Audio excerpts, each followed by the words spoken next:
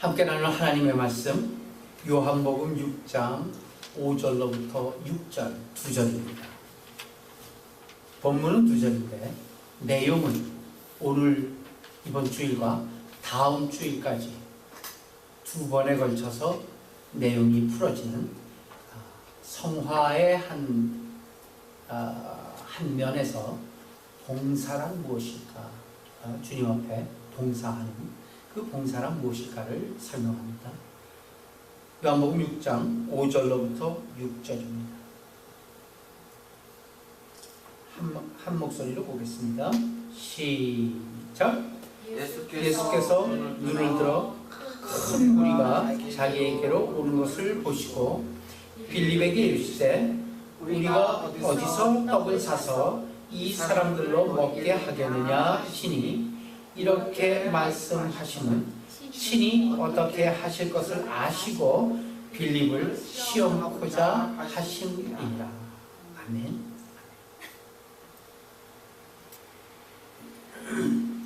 예수께서 빌립에게 이렇게 질문하시는 이유를 분명히 이야기하고 있어요.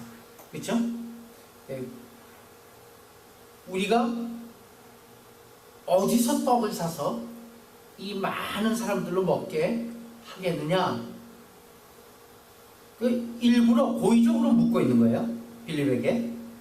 왜? 빌립을 시험하기 위해서. 분명히 그렇게 돼 있죠. 그 뒤에 나오는 사건은 뭐냐면 우리가 너무나도 잘 아는 물고기 2마리와 보리떡 5개로 5,000명이 넘고 남은 것이 12광줄이라. 남은 것이 많더라. 남은 조각을 거두고 버리는 게 없게 하라. 이렇게 해서 13절까지 나와 있습니다. 너무 잘 아는 본문이기 때문에 그 뒤에 말씀은 생략을 하고 오늘은 5절, 6절을 핵심적으로 살펴보고자 합니다. 친히 시험코자 하시니. 그러니까 예수님께서 어떤 일을 이루심에 있어서 우리 쪽에 어떤 조건과 수단을 생각하는 것, 그리고 예수님 쪽에서 생각하는 어떤 조건과 수단, 그것이 어떻게 다르냐, 이걸 지금 그 예수님께서는 우리에게 말씀하고자 하시는 거예요. 그러니까 고의적인 질문은 뭐냐면 우리 쪽에서 뭘 계산하겠죠? 뭘 생각하겠죠? 그리고 뭐 이것저것 여러 가지 준비물, 여러 가지 조건, 여러 가지 수단, 이런 것을 우리는 바로 머릿속에 챙기기 시작합니다. 그런데 예수님 쪽에서는 어떤 얘기? 예수님 쪽에서 원하시는, 우리 쪽에 원하시는 어떤 조건, 어떤 수단, 많이 다르다는 것을 환기시켜 주시기 위해서 오늘 본문에 말씀이 있습니다. 자, 지금 이 상황을 해결하기 위해서 빌립이 보기에는 뭐가 필요했죠? 돈이 필요했죠. 돈. 그렇죠? 빌립이 보기에는. 그래서 7절 한번 읽어보세요. 시작. 빌립이 대답하되 각 사람에게 조금씩 받게 할지라도 200데나리온의 떡이 부족하리라. 그죠?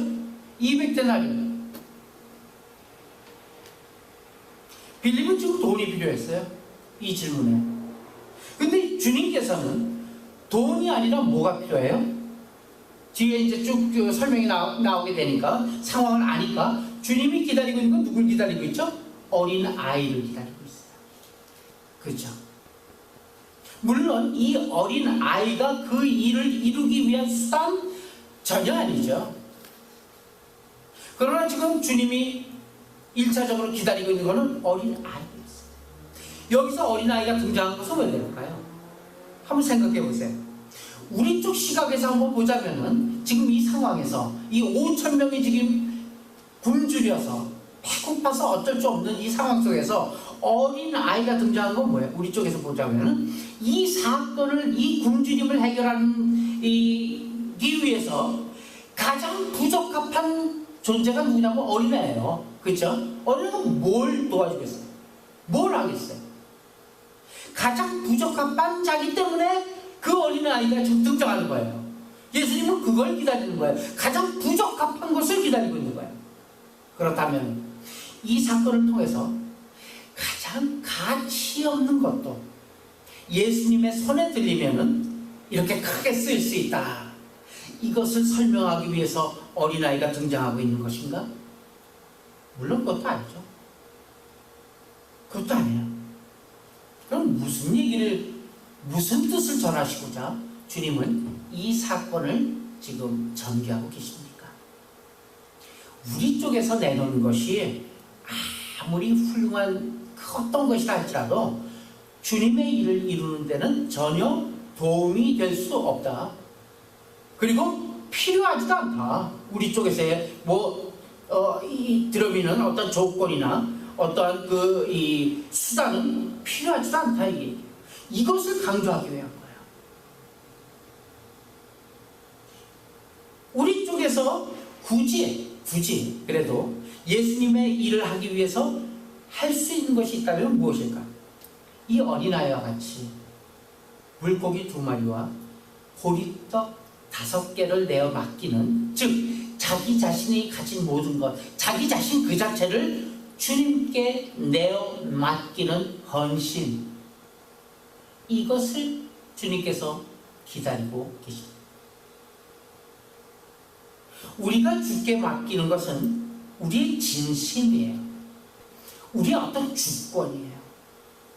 그렇지 그 일을, 주님께서 하시는 무슨 일을 이루고자 하는 근거는 절대로 우리가 되지 못한다는 사실. 그 근거는 뭐냐? 그 근거는 예수님께서 기다리셨던 이 소년이 내놓은 떡을 그냥 사용하지 않습니다. 어떻게? 떼어 나눠 주셨다. 이렇게 표현하심으로 아주 중요한 의미예요. 떼어 나눠 주신 거예요. 즉 우리에게 요구되는 것은 그 어떤 일을 이루기 위한 조건이나 근거를 드리는 것이 아니다 이 얘기죠. 또 사실 우리는 그럴 수 없는 존재잖아요. 우리는 죄인이고 우리는 아무것도 없고 아무것도 할 수 없는 존재인 것, 우리는 그것을 잘 알지 않습니까? 하나님께서 열어주시지 않는다, 주께서 그 길을 예비하시지 않는다면 우리는 아무것도 할 수 없습니다. 맞습니까? 우리는 무능한 존재예요. 그리고 죄인의 모습이에요. 우리는 그럴 수 없는 존재.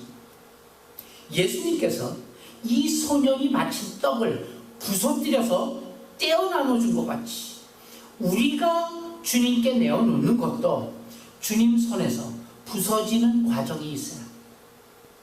우리의 있는 그대로를 사용할 수는 없는 것입니다.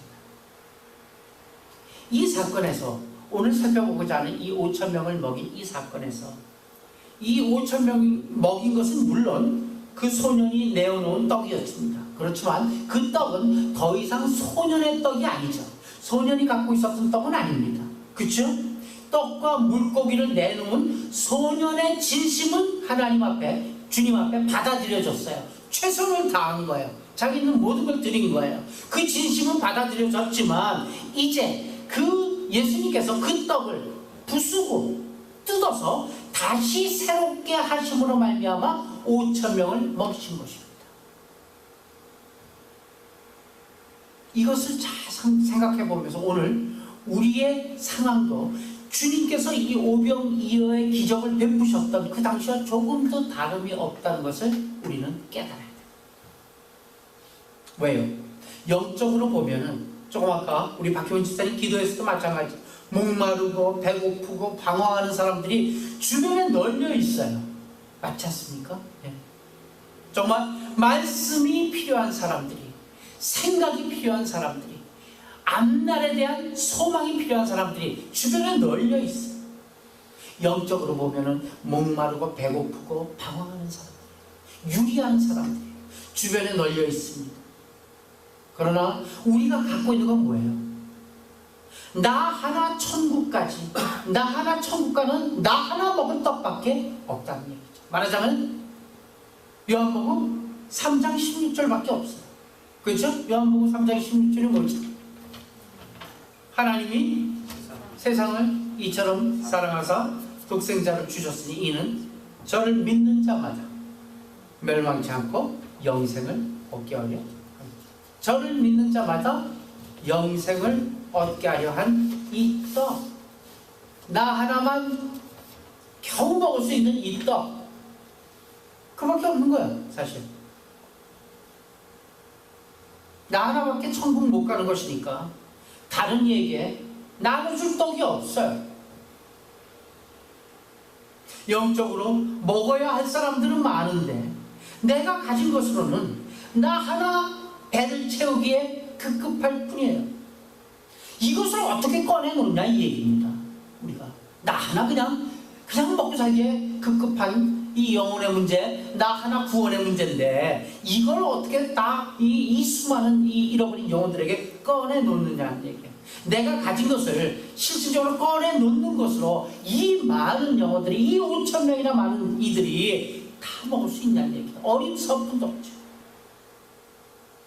또한 우리는 그렇게 많은 것을 마련할 수도 없어요. 힘도 없어요.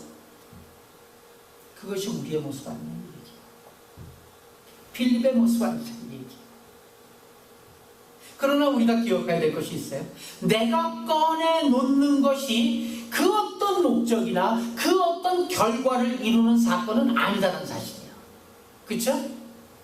어린아이의 보리떡 5개와 물고기 2마리가 그것이 어떤 목적이냐, 5천 명을 먹이는 목적, 5천 명을 먹이는 결과가 되었냐는 얘기예요. 아니잖아요. 그렇죠? 꺼내놓는 중심 하나만 받으셨을 뿐이에요. 근데 우리 생각은 어때요? 5천 명을 다 먹이려고 굉장히 열심을 내고 있어요. 5천 명을 다 먹어야 될 텐데 돈을 만들어서 열심히 돈을 벌어갖고 이 5천 명을 다 먹여 살릴 수 있도록 그렇게 동분서주하고 있는 것이 우리가 생각하는 믿음이요 신앙이 아니냐. 주께서 하실 일을 전혀 없게 만드는 것, 그것이 봉사가 아닙니다. 우리가 주 앞에 봉사하고 주 앞에 주님의 뜻을 이루는 그러한 삶, 그러한 생각, 그러한 일을 한다는 것은 주님께서 하실 일은 전혀 없게 말끔하게 우리가 열심을 다해서 처음부터 끝까지 다 이루어 만들어내는 일이 주님께 하는 봉사가 아니라는 얘기예요. 내가 일함으로 그것이 내가 아닌 주가 나타나는 것으로 어떻게 바뀌느냐, 내가 어떤 조그만 것이라지만 아주 보잘것없는 것이지만 그 일을 함으로써 내 자신이 아닌 주님이 나타나는, 그런 주님이 나타난 것으로 어떻게 바꾸느냐의 싸움, 이것이 곧 봉사인 것입니다. 우리의 생애와 나라는 존재, 그 나라는 존재를 통해서 주님이 누구신가를 나타내도록 하는 것이 봉사인 것입니다. 우리가 생각하는 거랑 주님께서 원하는 봉사는 이렇게 퍽이나 큰 차이를 갖고 있는 것이에요. 이에 대한 실생활의 실천은 뭐예요?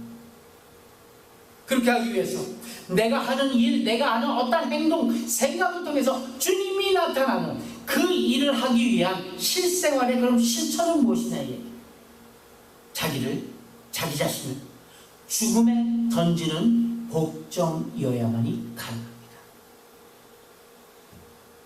그래서 어려운 거예요. 그래서 주님의 일이 어려운 거예요. 왜? 내가 죽어야 되기 때문에. 내가 죽어야지만이 내 안에 있는 누가 나타나요? 주님이 나타나요. 성경대로 표현하자면 뭐예요? 한 알에 썩는 미랄이 요구되고 있다는 사실. 썩을 수 있어요? 내 자신이 죽을 수 있어요? 이 열매는, 이 썩는 미랄의 열매는 내가 죽어야만 맺히는 열매인 것입니다.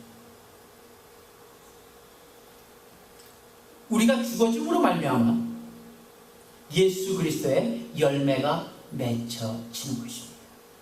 그 열매를 맺히기 위해서, 그 열매가 맺혀지기 위해서, 하나님 앞에 온전히 바쳐지기 위해서 종종 하나님께서는 우리를 세상으로부터 떼어놓는 일을 하신다는 사실입니다.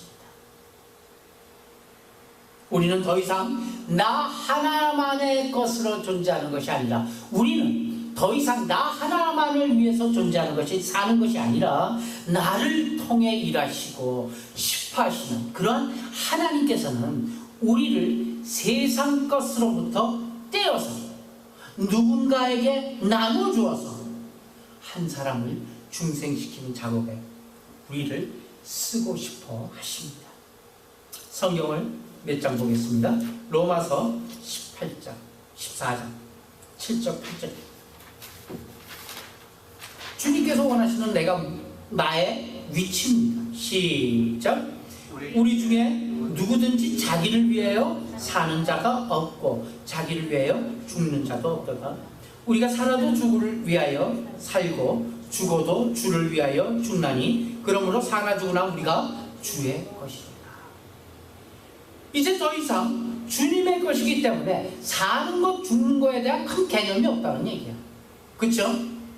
사나 죽으냐 다 주님의 것이라 합니다. 이제 더 이상 나를 위해서 사는 자가 아니다 이 얘기예요.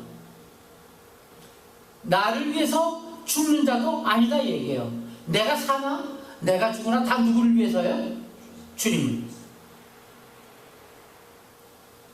굉장히 중요한 개념이죠. 더 이상 내가 나라는 존재가 아닌 것이에요. 나를 통해서 일하고 싶어 하시는 하나님의 존재가 된 것.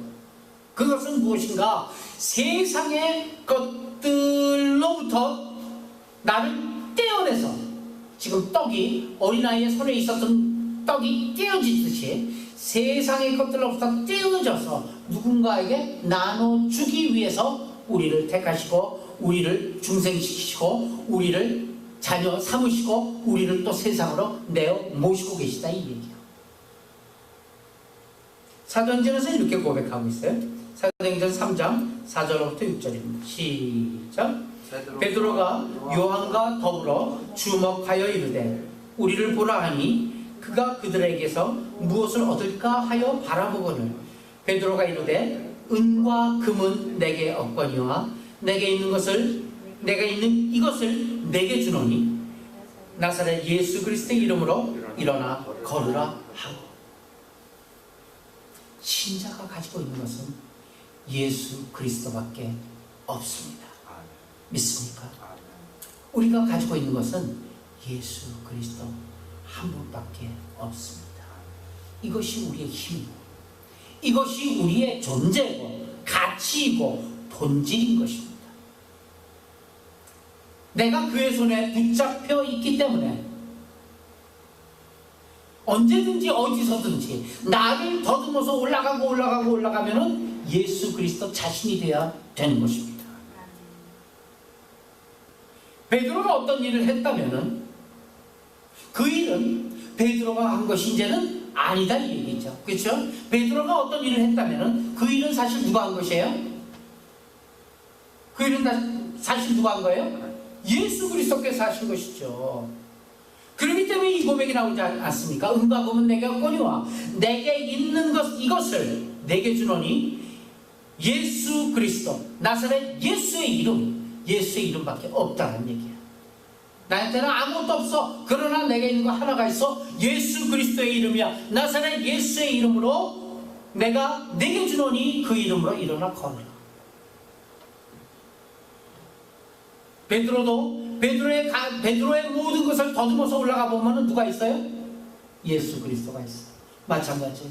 나를 더듬어 올라가면은 예수 그리스도 자신이 되어야 되는 것입니다. 이는 내가 무엇을 소유하고 있다는 내가 무엇을 예수님을 소유하고 있다는 이런 개념이 아니죠. 오히려 내가 그분의 소유라는 의미입니다. 맞습니까? 그것이 바로 헌신이에요.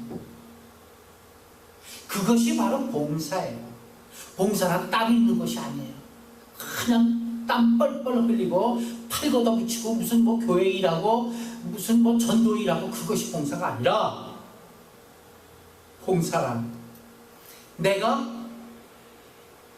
누구의 소유인가를 세상에 드러내는 것이 봉사입니다. 성도들의 성화의 단계에 있어서 이것이 꼭 필요합니다. 헌신과 봉사에 있어서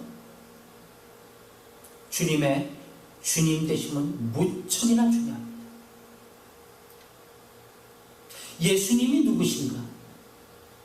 예수님이 내게 누구신가 하는 면이, 그 질문이 내게 제대로 인식된다면 사실 신자들이 주변에서 널려지게 겪고 있는 갈등, 그것이 거의 모두가 없어질 거예요.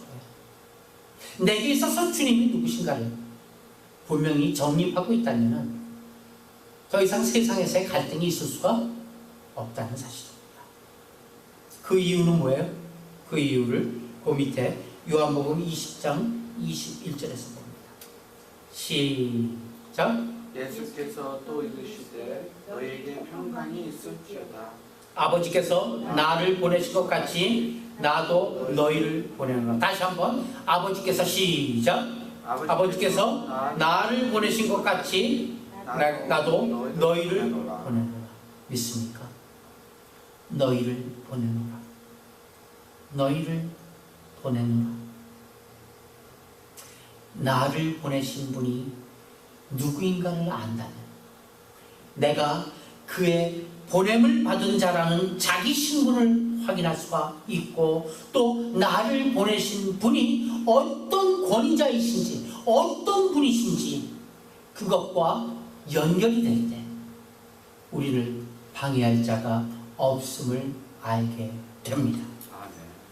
나를 보낸 분이 누구인가를 알 때 우리의 신분이 얼마나 귀한 위치인가를 알 수 있습니다. 우리의 모든 문제는 무엇입니까? 예수님과 우리와의 관계를 잘못 이해하고 있기 때문에 우리는 우리의 신분도 제대로 파악하지 못하고 마땅히 누려야 될 특권도 누리지 못하고 있는 것이 지금 현재 우리들의 모습 아닙니까? 오늘날 기독교 신앙 중에서 아주 잘못 가르쳐주고 있는 한 것이 있습니다. 그것이 뭐냐면은 예수님이 죄와 사망에서 건지신 구세주라는 개념만 강조되어 있어요. 예수님 구세주. 그러나 예수님이 우리의 주인이라는 개념은 약화가 되고 있습니다. 예수님은 우리의 주인이십니다. 한번 같이 따라합니다. 예수님은 우리의 주인이시다. 시작. 예수님은 우리의 주인이시다. 마가복음 12장 29절 30절 시작. 예수께서 대답하시되 첫째는 이것이니 이스라엘아 들으라. 주 곧 우리 하나님은 유일하신 주시라. 내 마음을 다하고 목숨을 다하고 뜻을 다하고 힘을 다하여 주 너의 하나님을 사랑하라 하신 것이요. 하나님은 유일하신 우리의 주인이십니다. 그리고 그가 주인이고 우리는 뭐의 신분이? 종입니다. 요즘 기독교가 너무나 사랑의 하나님을 강조하다 보니까 하나님과 우리가 대등한 관계까지 되어버렸어요. 하나님이나 나, 하나님은 우리 친구, 주님은 나의 친구. 그래서 우리는 하나님을 사랑한다면서 나를 이렇게 할 수 있느냐? 어떻게 하나님은 나를 사랑하신다면서 이렇게 할 수 있어? 이렇게 불평하기 시작합니다.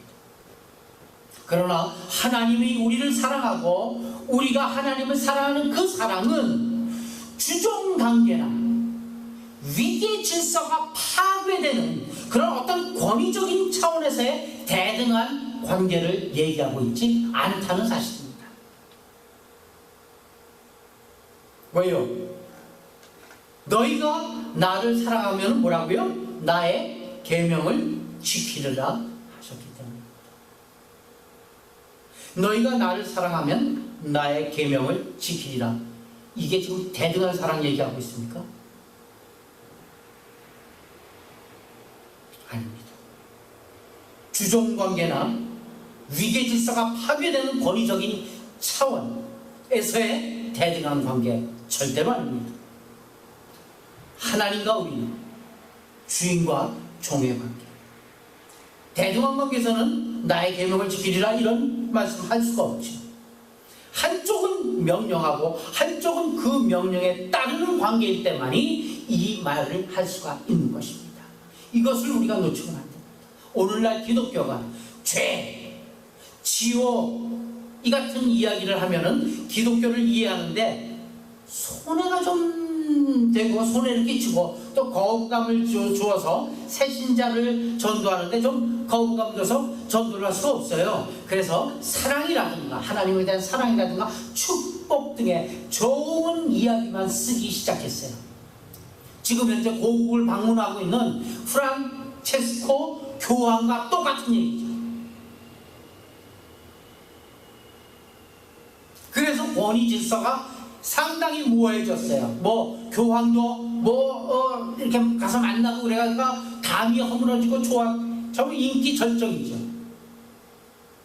그러나 하나님은 우선 두려워할 뿐입니다. 그리고 그와 우리는 대등한 관계에 있지 않습니다. 우리는 오직 그가 명령하실 때 네 하고 대답하며 그 일을 해야 할 존재들입니다. 하나님 앞에 왜? 라는 질문이 있을 수 있을까요? 없습니다. 예수께서 가라사대 너희에게 평강이 있을지어다. 아버지께서 나를 보내신 것 같이 나도 너희에게 보내노라. 아버지께서 나를 보낸 것 같이 나도 너희를 보내노라. 이 두 구절에서 나타나는 것과 같이 우리는 더 이상 자기의 삶이나 자기의 존재의 주인공들이 아닙니다. 내 삶에 내가 주인공이 아니라는 얘기예요. 내 존재에 있어서 내가 주인공이 아니라는 얘기예요. 왜? 우리를 보낸 분은 따로 있기 때문입니다. 우리가 이 자리에 있게 된 것도 나 때문이 아니라 보낸 분이 있기 때문입니다. 믿습니까? 우리는 보낸 분이 계십니다. 우리는 보낸 이의 목적을 이루어야 할 보냄을 받은 자라는 것을 기억하시길 바랍니다. 그래서 우린 보낸 분의 뜻을 이루기 위해 존재하는 것입니다.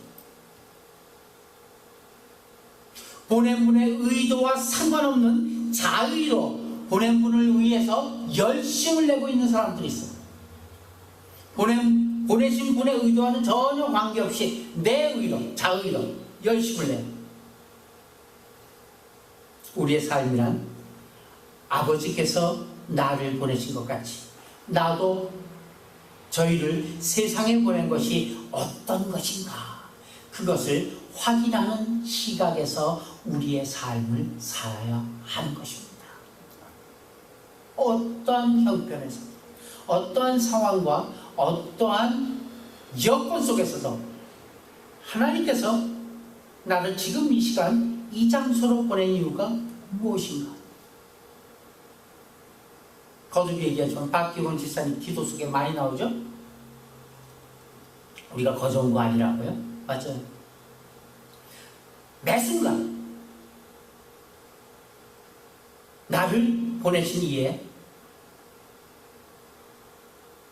이 상황을 있는 그 확인하려는 시각, 그 시각에서 살고 그 삶을 결정해야 될 것입니다. 그럴 때 비로소 보내진 자로서의 삶이 어떠해야 될 것인가를 알게 되는 것입니다. 예수님은 자신을 보낸 분 앞에서 자신을 비워 종의 형체를 가져 사람의 모양을 취하셨어요. 그 앞에 항복하고 자기를 비워 자기를 비워 vacant 아무것도 없어 자기 안에 무를 만드셨어요.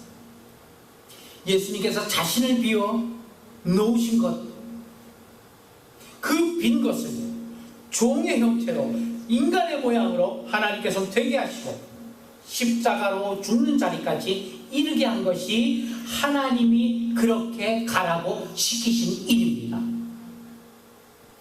그 일이 예수님을 보내신 일입니다. 예수님은 자의로 십자가를 지신 것이 아닙니다. 하나님 아버지의 뜻에 자신을 맡기자 하나님이 그를 십자가로 보내시며 그 십자가의 죽음을 요구하셨던 것입니다. 이것이 주님께서 이 땅에 우리를 보낸 신자에 대한 요구되는 봉사여 헌신인 것입니다. 우리가 어디에서 봉사를 합니까? 어디에서 헌신을 합니까? 교회 안에서요? 좋습니다. 하셔야죠. 어디에서 헌신합니까? 어디에서 봉사를 합니까? 가정에서요? 좋습니다. 헌신하시고 봉사하셔야죠. 뿐만 아니라 그 모든 곳에서, 그 모든 여건에서 나를 있게 하신 분은 내가 아니라, 이 자리에 서게 하신 분은 내 자신이 아니라 하나님께서 나를 보내셨다는 것을 분명히 알고 깨닫고 확인하는 자리에서 왜 나를 그 자리에, 이 자리에 보내셨는가를 하나님께 묻고 하나님께서 요구하시는 그 십자가의 죽음의 삶,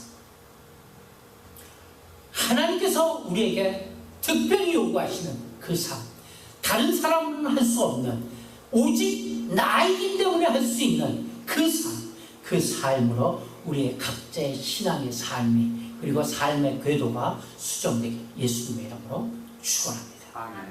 기도합시다.